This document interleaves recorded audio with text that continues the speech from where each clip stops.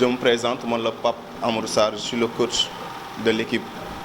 ASC Jamono Basket Diourbel et aussi ville de Diourbel. Donc ñu ngi leen di dalal di leen wax ahlan wa sahlan ci seen kër ngeen ñëw ci seen i doom ngeen ñëw ci seen i rakk ngeen ñëw di kontaan aussi ci geste bi li ngeen def nii ndax yàgg nañ ko demander donc su ñëwee tey ñëw na ci heure am parce que moment bi lañ ko gën a soxla donc ci loolu dam leen di wax rek man moom fi may waxee toujours mooy xool leen ñi ay xale lañ amuñu beneen passion bu dul basket ak jàng donc ñoom ñi ngi ci terrain bi guddi ñi ngi ci terrain bi bëccëg seeni parents yi di leen bàyyi ak ñun am confiance ci ñun mais malheureusement amuñu moyens yu ñu leen dimbalee tey malgré les maigres moyens ñoom ñi ngi ñëw di wane seen mbëggeel ak seen cofeel ci sport bi di basket mu nekk lu torox lool ci Diourbel parce que amul benn autorité boo xamante ni dina ci jàpp comme il le faut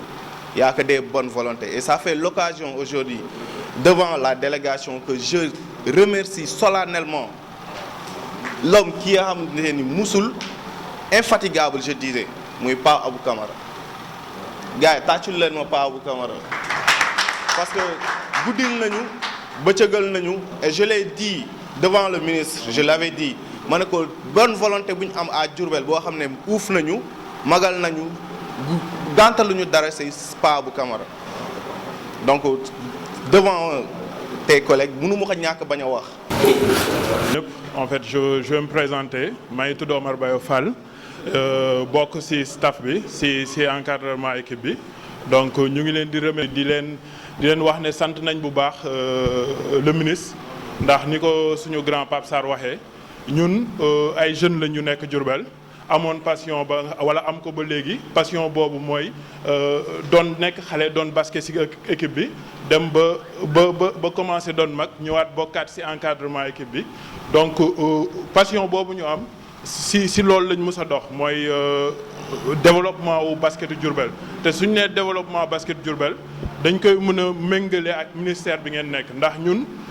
fii comme ni ko grand Pape waxee ay ndaw ñoo fi nekk te ndaw ñi couche bu nekk mën nga ko citer mën nga citer ay élèves mën nga citer ay étudiants mën nga citer ay grand Pape Sarr ay entrepreneur lañ ñenn ñi ñu ngi liggéey donc ça veut dire que loolu yëpp day am rapport ak ministère bi ngeen nekk ndax ñun sport étude lañ mës a def xale yi fi nekk ñëpp li ñu leen di soññ mooy malgré sport bi temps bi ngeen koy accordé góorgóorlu leen ci seen jàng góorgóorlu leen ci seen avenir góorgóorlu leen ci seen formation góorgóorlu leen ci lépp loo mës a nekk donc day nekk en phase suñ gisee ministère de l'emploi et de la formation ak insertion yëpp ñëw di accompagner équipe bi donc moo tax ñu ngi leen di sant bu baax a baax a baax a baax a baax di wax ngeen waxal ñu monsieur le ministre nekk kontaan nañ de voir que ne aujourd'hui il y a des autorités yu nekk Diourbel yaa nga xamante ne dañuy impliqué wu ci développement région parce que ñun Diourbel rek moo ñu yor donc ku nga xamante ne loolu lay def njaareem donc mënuñoo def lu dul remercier ko mënuñoo def lu dul nekk en phase avec direction wala stratégie politique am bi mu jël. Aujourd'hui, dans cette salle réunie, vous me permettrez de remercier de vive voix Monsieur le ministre de l'Emploi, de la formation professionnelle et de l'insertion, Monsieur Dame Diop, qui nous honore à travers cet acte noble,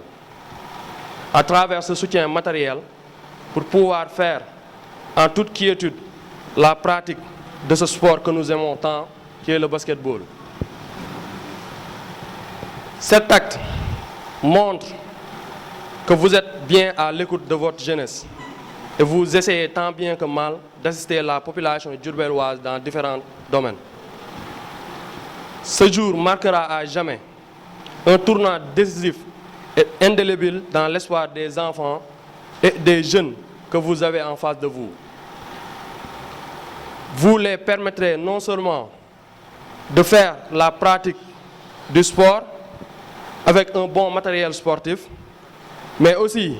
vous les boostez à travailler davantage afin d'obtenir de meilleurs résultats.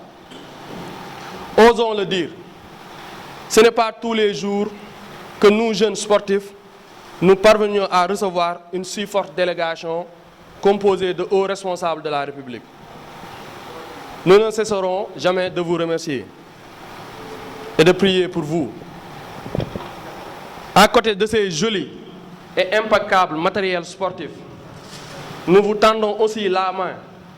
pour le financement de nos activités sportives, à savoir le championnat national de 2e division en garçons aussi bien qu'en filles. Championnat qui démarre juste après les fêtes de Korité et les moyens financiers font défaut. Il s'agit notamment du transport de nos jeunes joueuses et joueurs résidant hors de Diourbel, du transport des équipes compétitrices, ainsi que des frais de regroupement. Nous vous appelons, vous, Monsieur le ministre bien sûr, et ses collaborateurs ici présents, à nous appuyer davantage en ce sens. Je ne pourrais terminer sans pour autant remercier le facilitateur de tous ces événements, de Diourbel à Diamniadio et de Diamniadio à Diourbel. Je veux nommer M. Alagna, qui est notre frère et responsable politique chez vous. Un grand frère qui nous a toujours aidés et soutenus, malgré qu'il n'est pas tout le temps à Diourbel, mais il est toujours présent quand on a besoin de lui, ainsi que nos autres frères, il faut le dire, les Baïla Harfal, etc. Remercier aussi nos parents qui ne cessent de nous accompagner, plus particulièrement notre maman Rokhaya Faye, qui est aujourd'hui malade. Vive remerciement à nos frères de Bambey qui ne sont malheureusement pas là. Ayant compris que l'union fait la force, on a fusionné Bambeyville et les équipes de Diourbel aujourd'hui pour conquérir la 2e division.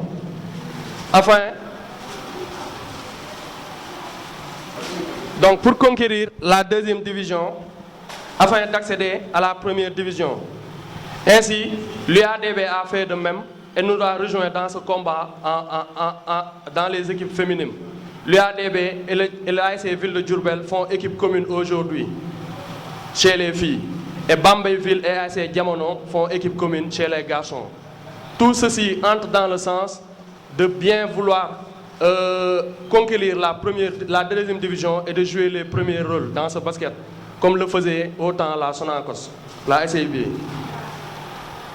Remercier aussi M. Morsen. Nous ne le remercions pas en tant que PDG de Ball Times, mais nous le remercions en tant que grand frère et aussi en tant que facilitateur aussi. Remercier tous les dirigeants et tout le staff technique de Diourbel. Je ne vais pas tour, mais nous les remercier. Chers frères et sœurs, l'avenir c'est nous et ça se prépare déjà à présent. Nous sommes plus que jamais déterminés à relever les défis de la jeunesse, les défis du sport et les nombreux défis de notre région ainsi que de notre cher Sénégal. Merci à toutes ces personnes qui nous ont fait honneur aujourd'hui. Merci à toute cette forte délégation. Remerciez vivement le ministre Dame Diop et vous le transmettrez notre message. Vous le transmettrez notre message. Vous lui ferez savoir qu'il mérite bien notre confiance. ñi ñëpp Diourbel moo leen ñor lu ñu am balaa ñu koy séddoo ak ñeneen nañ ko séddoo ak waa Diourbel formation yi comme ni ngeen ko waxee du yàgg dara en tout cas pour ce qui concerne le programme de formation école entreprise bu ma xam on a un large programme nga xam ne ñu ngi koy waajal ñëw dérouler ko à Diourbel te c'est pour les jeunes man je suis pas d'accord ngeen bëgg a jël les jeunes là bëgg leen yóbbu dans les transformations. Les jeunes là c'est un potentiel ils ont d'autres métiers ba nga xam ne yu leen gën a mën a amal njariñ gën a mën a permettre Diourbel mu décoller que les transformations parce que la transformation c'est une finalité et je pense que am na ñi nga xam ne ñoo ko gën a ñoom la ñu gën a mën a orienter foofu mooy par exemple jigéen ñi wala ñooñu mais pour ces jeunes là ils ont besoin d'autres formations beaucoup plus importantes beaucoup plus fructueuse que ce que vous venez de dire et ce que vous venez de dire aussi c'est une chose très très importante je pense que ONFP mu ngi siy jël mu ngi siy béy waayoo voilà donc on va sans plus tarder passer la parole au directeur je pense que yéen ñi nga xam ne yéenay initiateurs yi ak organisateurs yi di féliciter bala maa sori Alagna mi nga xam ne war nañu tàccuwaat ko ci bu leen neex may wax nag ne normalement maa war a wax au nom du ministre wante dama fi ànd ak sama frère monsieur Pa Abou Camara président PCO ànd fekk le coordonnateur Diédhiou ànd fekk le chef de cabinet Khalil Sow ak mon jeune frère Seydou Sow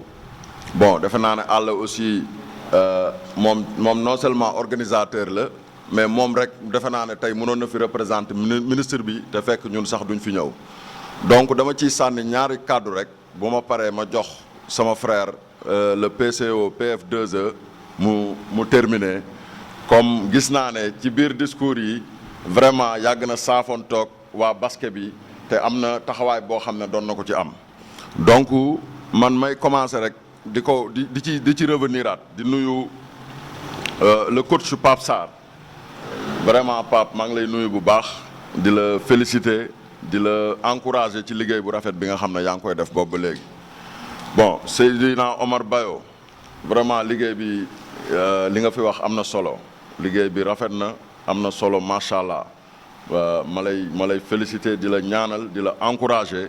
di la wax ne kàddu yi nga fi jóg nii incha allah boo ci taxawee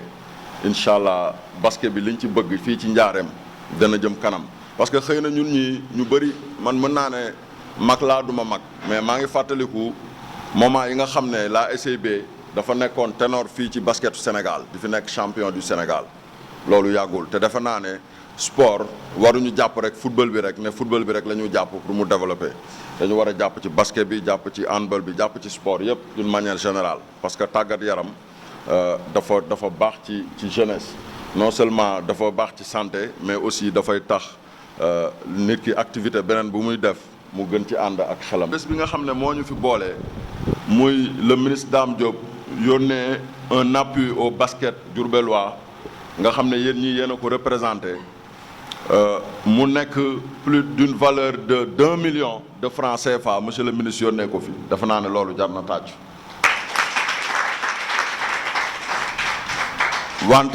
wante nee na xeeb na ko non seulement xeeb na ko mais que moom moo waroon a ñëw teewal boppam fii nii ci Diourbel fii nii tey fii ñu toog nii moom moo fi waroon a ñëw teewal boppam wante temps bi moo xat ak xat-xat yi weeru koor bi ak fi mu war a jaar yëpp ak invitation yi mu am yëpp moo tax mu yebal ñu ci même délégation bi sax nee na xeeb na ko parce que da koo mujj xaaj en deux pour ñu ñëw représenter ko fii donc mu leen di yónnee félicitations lui aussi ak encouragement di wax ne il est là pour soutenir le sport diourbellois il est là pour soutenir la jeunesse de Diourbel loolu mu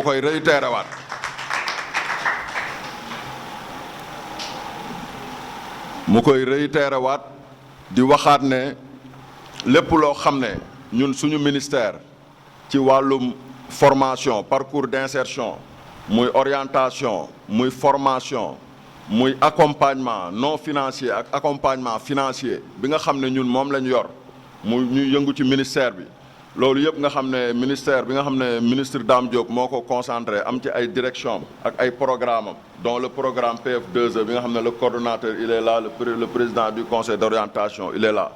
incha allah Diourbel ci Sénégal la bokk te lépp loo xam ne Diourbel war na ko ci am ci wàllum formation ak wàllum accompagnement incha allah dinañ ko ci am te loolu man je le dis et je le dis aussi au nom de monsieur le ministre Dame Diop.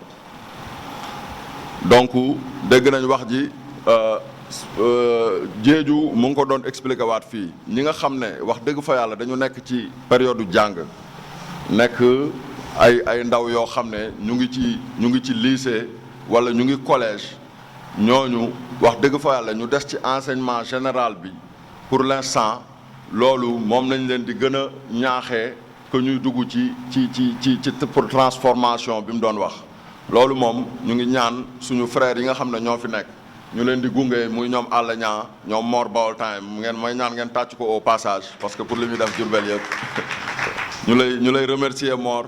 di la ñaanal nga yàgg fi lool di continuer accompagner xale yi di ñu accompagner ñun ci ay mouvement yu mel nii donc dama ne woon nag ñaari kàddu yu ma ci doon sànni la rek ma jox sama frère mu daal di tëj. Abdourahmane Ly donc pour ñu ko xàmmewul moom mooy directeur de l'insertion Abdourahmane Ly moo ngi dëkk Ngolomine donc moom sama xarit la sama mbokk la te tamit ñoo bokk ministère bi donc di profiter ci occasion bi tamit di remercier sunu tonton Ndiaye new fi moom mooy papay Ababacar Ndiaye bi di remercier tamit le directeur technique ñoom Jeelaani Kebe ñoom Ababacar ak ñoom Pape Sarr ñi ndax vraiment liñ fi wax yëpp sedd na xol te nag yéen dama leen di ñaan tamit lenn ku def lu rëy war ngaa am lu rëy le ministre Dame Diop def na lu rëy wax dëgg yàlla bu leen ma gàcceel war nañoo am lu rëy nag maa ngi leen di ñaan ngeen jàppale le ministre Dame Diop ndax moom il est prêt à accompagner la jeunesse diourbelloise man naam dëgg la si yéen laa bokk ndax am na benn projet boo nga xamante ne ñoo ngi koy tëral wax nañ fi léegi projet fusion jamono ak Bambey pour les filles ak ville de Diourbel ak Bambey tamit pour les garçons loolu bañ koy tëral je pense que ñoo ngi woon si biir salle bi toog si projet boobu laa bokk donc di am si kontaante bu baax di remercier sunu doyen Ousmane Diédhiou mii nga xamante ne képp nga xamante ñun sag la si ñun képp ku jaar lycée technique Ahmadou Bamba xam nga ko wax naa fi léegi mon frère le directeur Abdourahmane Ly Khalil Sow moom c'est le responsable technique du PF2E donc yéen ñëpp war ngeen koo xam di remercier monsieur Seydou Sow nga xamante ne jeunesse Dame Diop bi tamit ñoom ñëpp remerciement à Alla Niang wax dëgg yàlla lii rek la ñu doon xaaran si gars yi donc ñoo ngi leen di sant di leen gërëm di xaar tamit vraiment seen jàppale bu baax a baax xam naa ne yéen nag ñu jàppale mais ngeen gën ñoo dooleel tamit jërë ngeen jëf merci monsieur le directeur